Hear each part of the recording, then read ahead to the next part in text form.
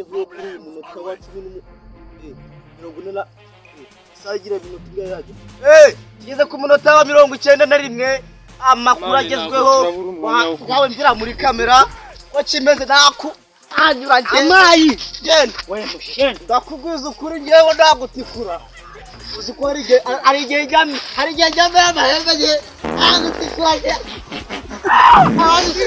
we genda yewe mvira muri kamera wagicucu yewe nongeye gukunda muri kamera Charge.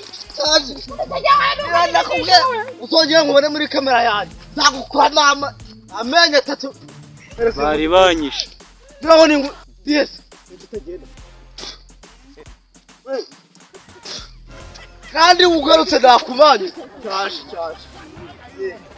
Bari banyishe nta muri kurana nimuze no gutabara. Muri ibinyoni.